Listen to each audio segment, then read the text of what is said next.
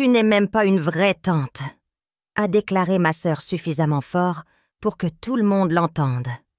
Lors du baby shower, j'ai dépensé la coquette somme de 730 $ en cadeaux. De 250 $ pour le traiteur. Mon père laissa s'échapper un petit rire. Il aurait été de bon ton que tu comprennes que tu n'étais pas le bienvenu. Sans prononcer le moindre mot, j'ai gelé chaque dollar avant de lancer la vidéo. Emma lança avec un sourire espiègle. « Tu n'es même pas une vraie tante. »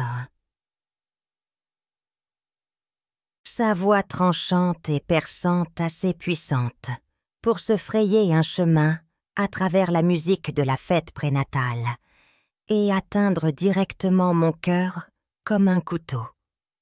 Un battement de cils, et tout changea une seule fois pour changer la donne. Ce n'était pas tant par incompréhension que par jeu, car je savais qu'elle attendait ma réaction.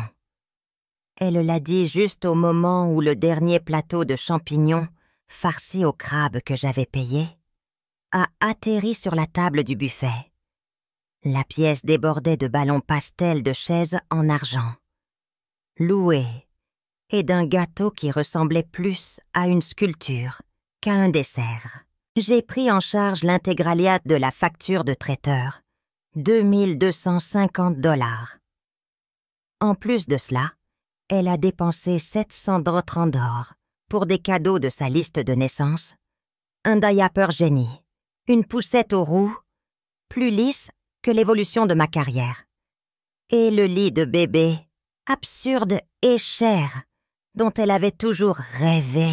Tout est réglé et tout cela m'appartient.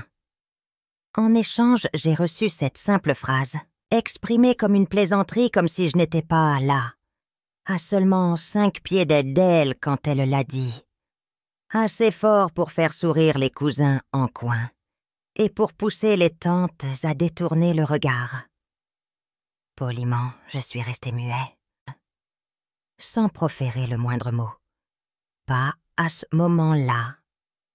Alors que je tenais toujours le sac cadeau, mon père, qui était resté plutôt silencieux, jusqu'à ce moment-là, laissa échapper un petit rire derrière son verre. Il aurait dû se rendre compte qu'il n'était pas le bienvenu, a-t-il dit, comme s'il parlait de la pluie et du beau temps. Je jetai un coup d'œil par-dessus mon épaule.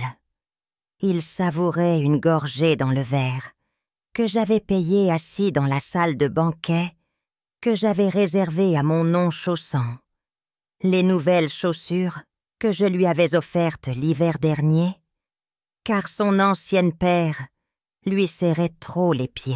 « Il n'y a pas de doute, tu aurais dû le savoir », répéta-t-il. « C'est à ce moment-là que j'ai arrêté de jouer la comédie. » Je déposai le sac cadeau sur la table. La plus proche orientait l'écran de mon téléphone vers moi et appuyait sur le bouton que j'avais nommé « Bloquer tout ». Ce n'était pas simplement un blocage de contact.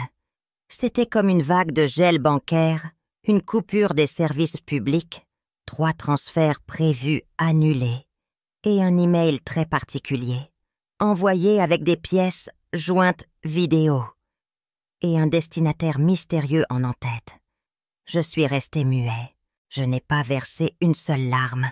Je n'ai même pas cligné des yeux une seule fois de plus. Je viens de m'éclipser. Cependant, l'histoire ne s'arrête pas là. Cet instant, cette phrase, ce petit rire suffisant, furent peu moments simplement le déclencheur. Ce qu'ils ignoraient, c'est que je préparais ma sortie depuis des mois. Et je n'avais pas seulement conservé les reçus, je les avais capturés à l'écran. Je ne suis pas partie, et de la fête prénatale en colère, je suis partie dans le vide. Gelée complètement. Comme si quelqu'un avait coupé l'oxygène dans la pièce et j'étais le seul à m'en rendre compte. Lorsque je suis retournée à ma voiture, mon téléphone avait déjà scintillé de messages de ma mère. « Tu n'as pas saisi la subtilité d'Emma. Elle est en pleine tempête hormonale. Ne gâche pas ta journée pour une blague idiote. Prenons le temps de discuter. » Une fois que tu auras retrouvé ton calme, ce que personne n'avait compris, c'est que je n'étais pas en colère. J'étais complètement lessivée et épuisée par une vie à être leur distributeur automatique ambulant, leur thérapeute de service, leur plan de secours. Car ce n'était pas la première fois. Loin, très loin de la réalité. J'ai pris en charge le loyer d'Emma pendant 9 mois. L'année dernière, pendant qu'elle se consacrait à son blog. J'ai réglé la dette médicale de mon père après qu'il m'ait dit que l'assurance avait tout embrouillé avec les papiers. Même si j'ai pris l'avion pour rentrer chez moi l'année dernière à Noël, ma mère m'a culpabilisé en me disant « Les fêtes ne sont pas pareilles sans toi ». Je me suis retrouvée à cuisiner un dîner complet pour 12 personnes pendant qu'ils regardaient la télévision et qu'Emma filmait. J'ai réalisé tout cela tout seul. Elle est restée sans la moindre correction. Personne n'a jamais fait cela. Lorsque j'ai essayé de prendre un peu de recul, ils m'ont immédiatement désigné comme le méchant de l'histoire. À chaque battement, 3 semaines avant la fête prénatale, j'ai décidé d'expérimenter quelque chose de minimaliste. J'ai catégoriquement refusé. Emma m'a appelée en me demandant si je pouvais prendre en charge quelques tâches supplémentaires avant l'arrivée de son bébé. Son petit trésor se résumait à un berceau, un siège auto des vêtements de maternité et un service de nettoyage déniché sur Instagram. Je lui ai dit que j'étais tirée à 4 épingles. Elle a laissé passer 2 jours sans donner de nouvelles. Elle publia ensuite sur Facebook « La véritable famille se manifeste ». Le point final, avec une photo d'un cadeau offert par quelqu'un d'autre, mentionnant toute la tribu, sauf moi. La section des commentaires s'est illuminée, tel un sapin de Noël. Voilà comment c'est fait, Emma. Tu mérites l'univers tout entier. Certains individus ne maîtrisent pas l'art de l'amour. Ils étaient tous au courant de qui elle parlait. C'était ça le truc. Ils avaient toujours su. Ma mère aimait se prendre pour la médiatrice, mais elle n'a jamais arrêté ça. Pas une seule fois. Elle m'appellerait plus tard sa voix basse comme si nous étions complices dans une tragédie que nous n'avions jamais nommée. Elle ne le dit pas sérieusement. Tu connais sa façon d'être. Ce n'est que le poids du monde sur mes épaules. Le stress ne peut en aucun cas légitimer la manipulation. Surtout pas ce que j'ai découvert de nuit. Avant la douche, je n'étais pas en train de fouiner. Je m'attelais à classer les reçus numériques en prévision de la saison des impôts, cherchant à retracer les dépenses que j'avais prises en charge pour eux. Cependant, lorsque j'ai ouvert mon compte cloud, partagé celui auquel Emma avait toujours accès, depuis des années, j'ai découvert un dossier intitulé « Truc de baby shower ». À l'intérieur se trouvaient des captures d'écran, une multitude. Il y avait des conversations de groupe, d'autres étaient en format PDF. Il y avait une feuille de calcul intitulée « Sauvegarde » au cas où mon nom s'effrite. J'ai libéré son contenu. Tous les articles de sa liste de cadeaux étaient énumérés, accompagnés des noms de ceux qui les avaient choisis. Organise-moi une stratégie. Option B. Les convives supplémentaires. Optez pour le plan C. Acquérir l'objet. Et prétendre qu'il vient de la part de mamie. Et maintenant, quelle est la prochaine étape? Service de restauration. Le prix, la somme de 250 $. Avez-vous réglé la facture? Bien sûr, je peux t'aider à reformuler des phrases en français pour leur donner un style plus original et créatif. N'hésite pas à me donner une phrase à travailler. État. Laissez-la croire que c'est son idée. Je restais là, immobile, enveloppée par le silence. C'est à ce moment précis que quelque chose en moi a basculé. Parce que ce n'était pas seulement eux qui se servaient de moi. C'étaient bel et bien eux qui manigançaient tout cela. Je peux te garantir que ça va marcher, pariant sur le fait que je n'allais pas refuser. Une fois de plus, j'ai pris soin de sauvegarder le dossier. J'ai préservé cette précieuse information sur une clé USB. En réalité, il y en a 3. J'étais prêt comme un lion affamé, attendant sa proie. C'est pour cette raison que je n'ai pas bronché lorsqu'elle a affirmé que je n'étais même pas une vraie tante. C'est pour cette raison que je n'ai pas crié lorsque papa a ri comme si j'étais la chute d'une blague familiale, puisque j'avais déjà deviné la suite avant de commencer. Il me manquait une dernière chose. Démonstration irréfutable. J'ai creusé plus profondément.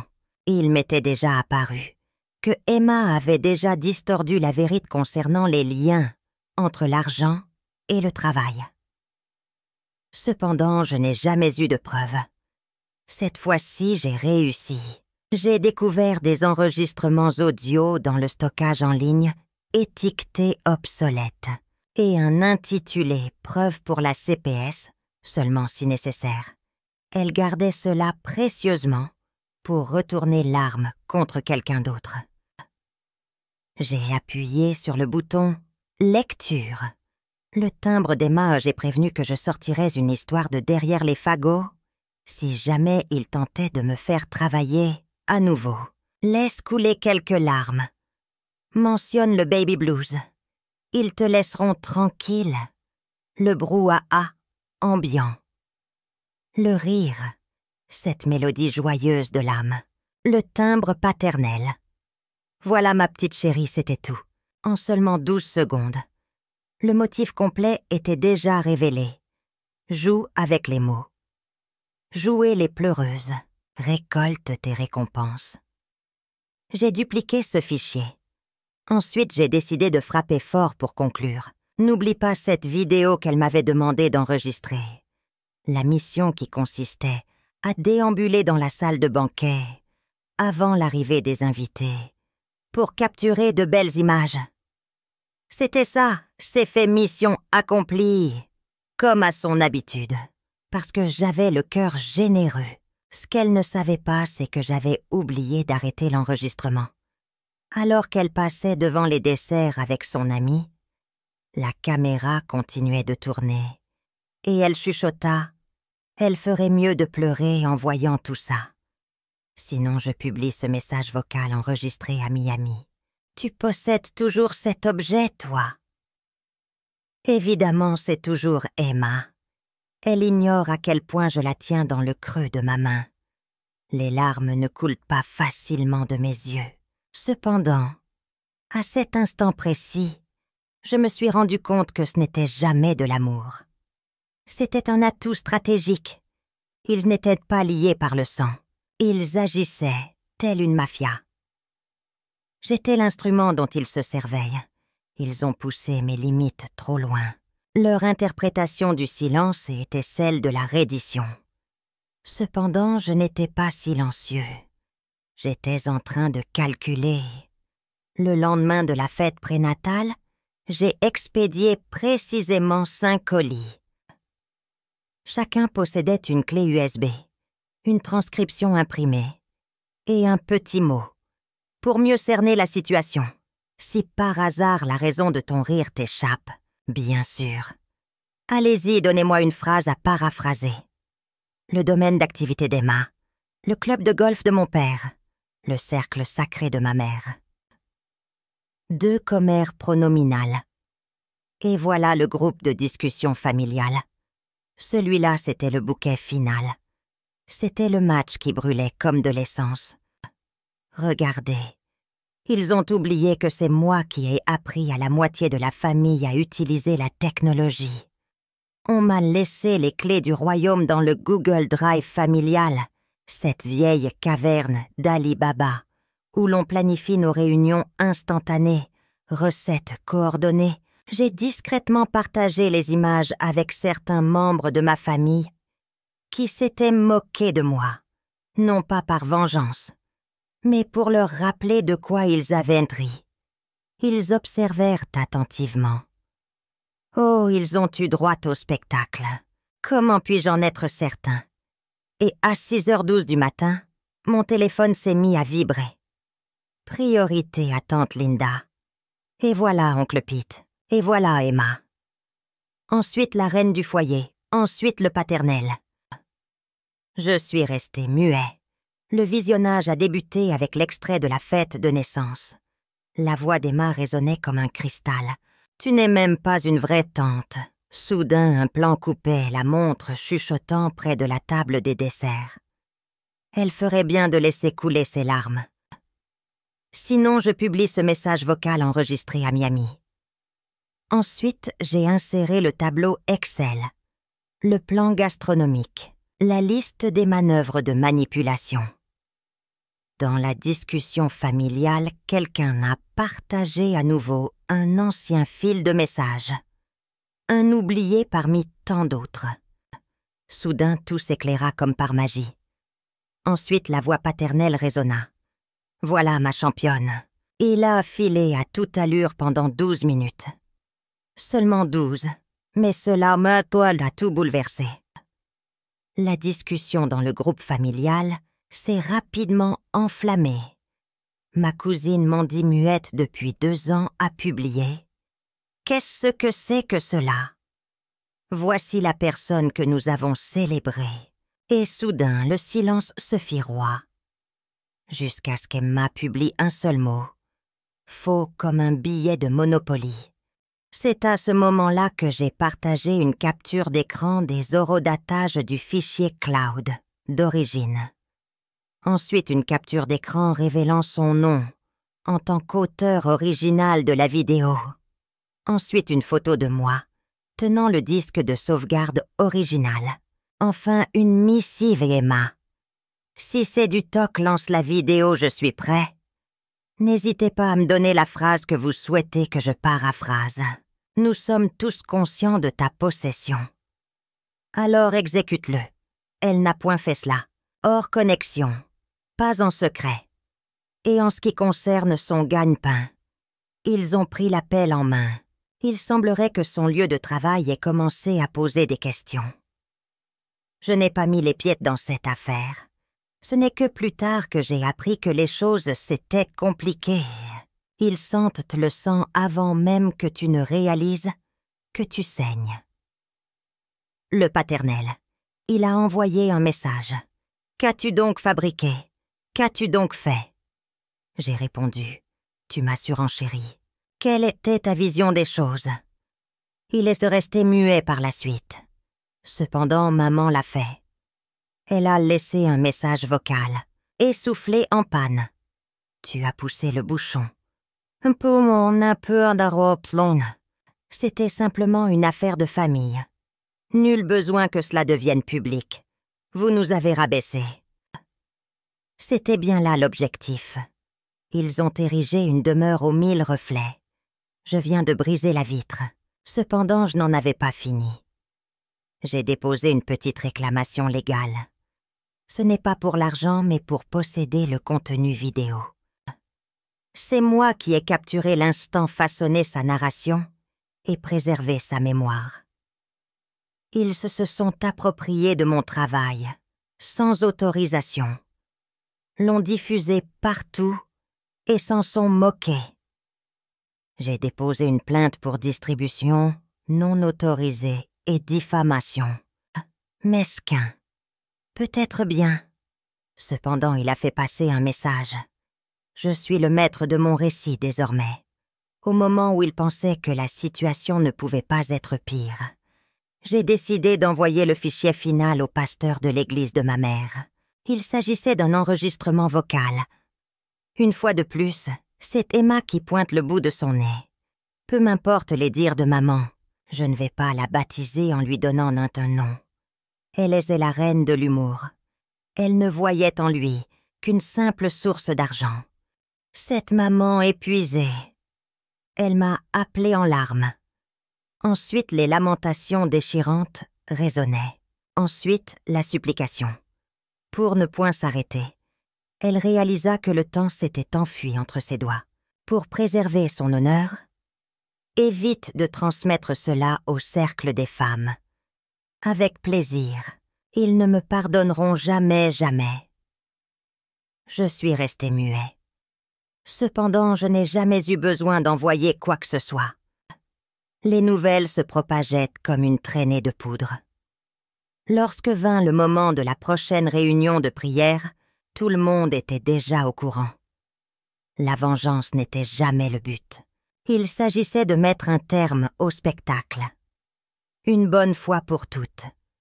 Pendant une semaine entière, je suis resté muet comme une carpe.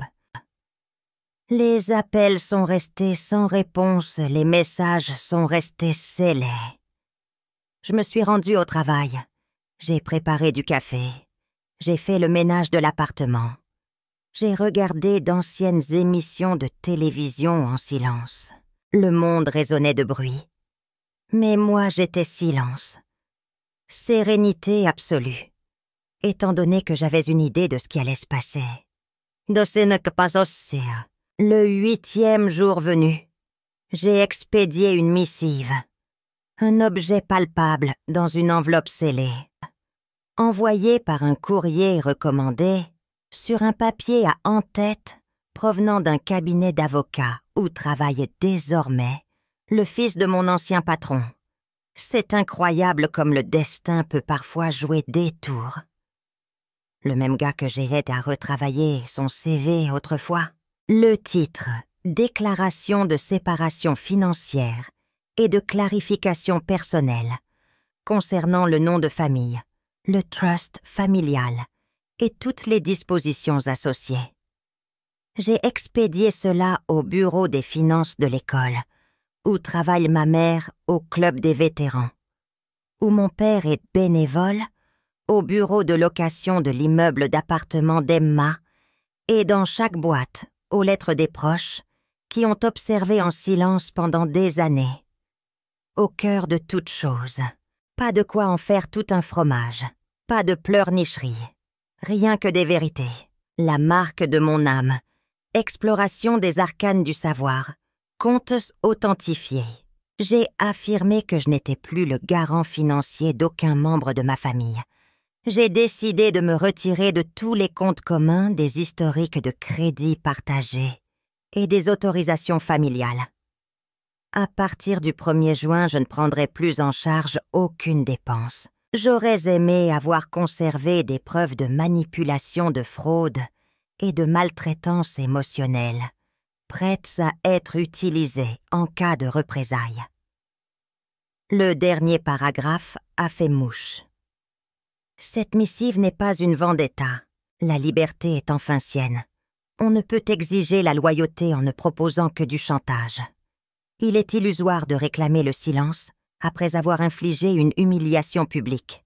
On ne peut pas revendiquer des liens familiaux tout en adoptant le comportement de créancier. Il ne s'agit pas d'une affaire judiciaire. C'est une rupture brutale. Ce n'était pas qu'une simple mise en scène sur Internet. C'était la trace écrite de la liberté. Et soudain, c'est tombé sur eux comme une brique, lancée du ciel. C'est la réaction de maman qui a été la plus rapide. Elle a passé un coup de fil à mon boulot. Silence assourdissant. Ensuite, j'ai contacté mon collègue. Pas de chance. Après 3 heures, elle a envoyé un email étrange au service financier de mon entreprise, leur demandant de prendre en compte le contexte familial avant de tirer des conclusions sur les déclarations officielles. Mon manager m'a transmis l'email avec seulement une ligne. Il était judicieux de poser une limite. N'hésite pas à me dire si tu souhaites qu'on la bloque. Ensuite arriva papa aussi prévisible que le lever du soleil. Il fit irruption dans le club des vétérans, tenant fermement un dossier en main, persuadé que la lettre était fausse, que je bluffais, que je n'irais jamais jusqu'au bout. Un des anciens vétérans, un ami à moi, m'a envoyé une photo. Le père se tenait dans le hall, le visage rouge désemparé, essayant d'expliquer pourquoi rien de tout cela n'est réel. Cependant, l'enveloppe arborait ma signature, un affidavit notarié du langage juridique bien réel, Et quand il ne put se sortir de cette situation par la parole, il commit un acte encore plus grave. Il s'est rendu au bureau de l'église de ma mère et a supplié le trésorier d'éclaircir les rumeurs circulant. Une femme au parler doux dans la soixantaine le fixa droit dans les yeux et lâcha d'un ton assuré. J'ai parcouru la missive. Je sais ce que j'ai vu et je ne veux plus en faire partie. Il est resté muet.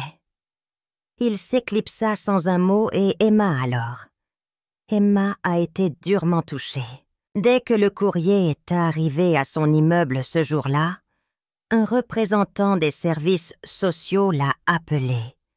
Non pas à cause d'un signalement de ma part, mais parce que quelqu'un sur cette liste de diffusion l'avait fait.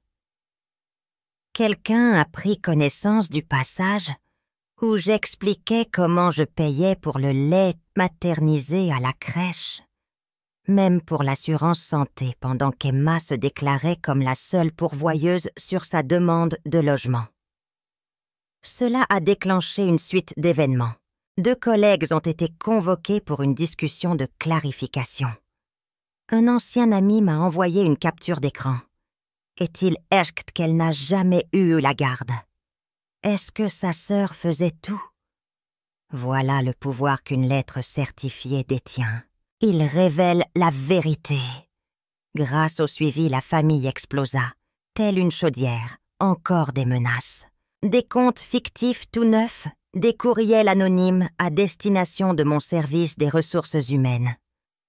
Même une invitation imprimée pour la réconciliation, écrit à la main emballé dans la culpabilité. Je n'ai point mis les pieds. Au lieu de cela, j'ai opté pour une alternative plus avantageuse. J'ai fait réaliser une plaque personnalisée pour mon nouvel appartement. Une minuscule plaque discrètement posée près de l'entrée. Il était écrit que la famille au nom étrange ne recevrait aucune livraison. Renvoyé à l'expéditeur. 2 jours plus tard, quelqu'un a tenté de l'arracher. J'avais installé une caméra et j'ai surpris mon père les clés à la main tentant d'ouvrir ma porte, comme si le temps s'était arrêté. J'ai fait appel aux forces de l'ordre. Il prit la fuite juste avant leur arrivée. Cependant, cela marquait la tentative ultime. 1 semaine plus tard, j'ai reçu une ultime missive d'Emma.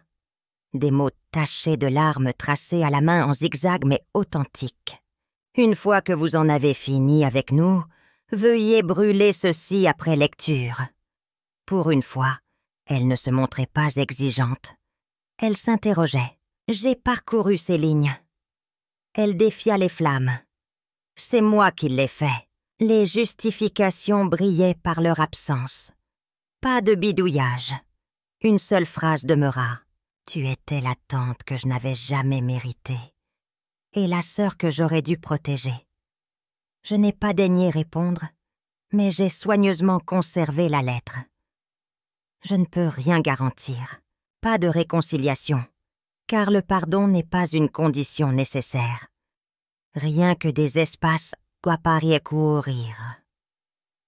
Pendant 6 semaines, le silence de leur part a été assourdissant. Une sonnerie absente. Pas une critique. Pas un murmure d'un cousin faisant semblant de ne pas prendre parti. Rien qu'un silence lourd bourdonnant.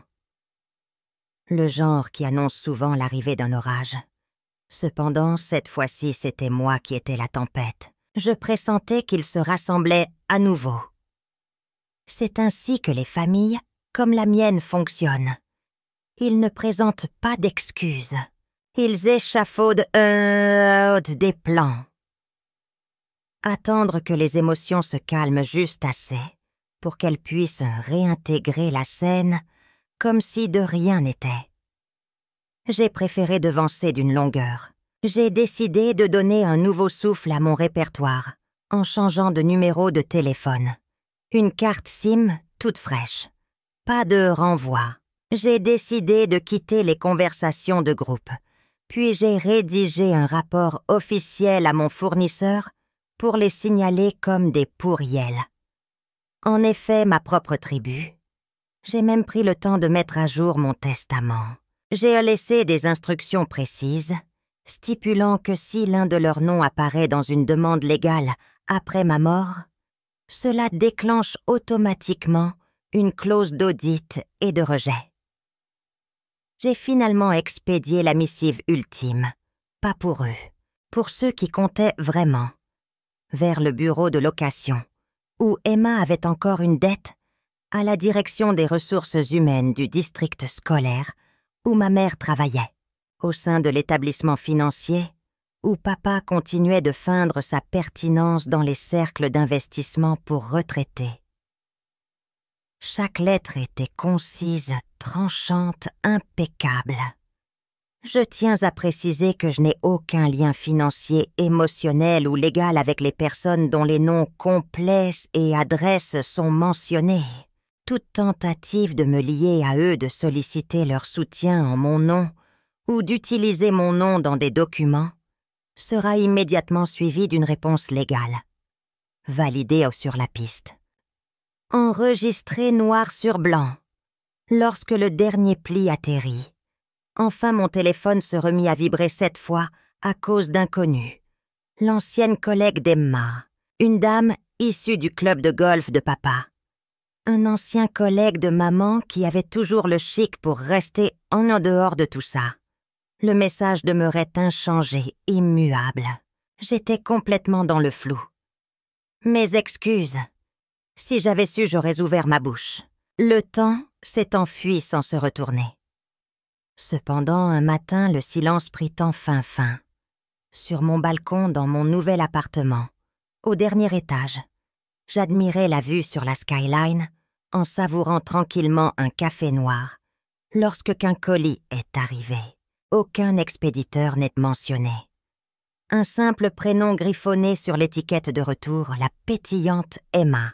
À l'intérieur, un album photo. C'était l'un de ces livres en cuir bon marché que l'on peut acheter dans une station-service. À l'intérieur se trouvaient des souvenirs figés de notre enfance. Moi tenant sa main dans la nuit d'Halloween. Moi la hissant avec délicatesse sur une balançoire. Moi poussant son vélo avec détermination. Moi debout seul lors de ma remise de diplôme universitaire, celle à laquelle personne n'est venu assister, sur la dernière page qu'elle avait écrite. Tu m'as bien élevé. Je ne t'ai tout simplement jamais donné le mérite que tu méritais. Sur le dos se trouvait une clé scotchée et un post-it. L'entrepôt situé au croisement de la 9e rue et de Grant. C'est à toi de jouer maintenant. Je ne veux plus porter ce fardeau. Je n'ai jamais mis les pieds. J'ai jeté la clé loin, car ce qu'elle ne saisissait pas, c'était cela. Je ne suis plus son garde-meuble.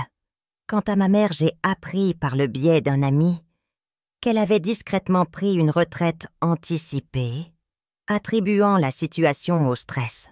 Mais je savais bien quelle en était la véritable raison. L'école l'avait mise de côté, après avoir reçu ma lettre. Poser des questions sur la documentation sur les conflits d'intérêts. Ils n'ont pas licencié cette personne, mais ils ont créé un environnement tellement inconfortable qu'elle a préféré partir d'elle-même. La dernière fois que j'ai eu des nouvelles d'elle, elle consacrait son temps en tant que bénévole dans une friperie caritative. J'aimerais pouvoir affirmer que je souhaite qu'elle trouve la paix, mais ce n'est pas le cas. Pendant des décennies, elle a eu l'occasion de s'exprimer, mais à chaque fois qu'elle est restée silencieuse, elle resserrait un peu plus l'étau autour de moi. Et mon père, il a finalement posé un geste inattendu. Il m'a envoyé une carte postale. Pas une lettre ni un message vocal. Une carte postale, tel un touriste. Sur la couverture se dessinait une montagne, comme s'il voulait insinuer une forme de sagesse. Tout ce qu'il disait, c'était « Tu as gagné. Profitant tant que ça dure. Aucune excuse, aucun pardon. Juste de l'amertume imprimée en police-courrier. » Je me suis mise à rire bruyamment, en le lisant non pas parce que c'était drôle, mais parce qu'il persistait à croire que tout cela n'était qu'un jeu. Il n'avait toujours pas saisi la subtilité. Il ne s'agissait pas de remporter la victoire. Il s'agissait de quitter complètement l'arène. Il y a 3 jours de cela, j'ai reçu un courriel d'une certaine Madison, l'ancienne colocataire d'Emma à l'université. Elle a écrit « J'ai découvert une boîte de souvenirs qu'Emma avait laissée chez moi il y a des années. Écrits intimes, pensées secrètes, missives à ton sujet. Ils sont nombreux. Je me suis dit que tu devrais être au courant. Elle porte le poids de la culpabilité depuis bien plus longtemps que tu ne l'imagines. Ça ne change rien du tout. Mais ouais, c'est tout. » Je n'ai pas répondu, car cela n'aurait vraiment rien changé. Hier soir, j'ai accompli un geste minuscule, mais ô combien décisif. J'ai imprimé une étiquette. Une seule, je l'ai collée sur ma nouvelle boîte aux lettres, fond blanc, lettres noires. Rien d'extraordinaire. Il est écrit « Retour à l'envoyeur, aucune famille de ce nom n'existe ici ». Ensuite, j'ai refermé le couvercle. Pour la première fois en des années, je me suis sentie libre sans dette, sans besoin de justifier qui j'étais ou de prouver ce que j'avais donné, car désormais j'avais tout repris. Et ils ne peuvent annuler ce qu'ils n'ont jamais construit. Ce morceau-là, ce silence-là, cette version de moi, c'est du passé.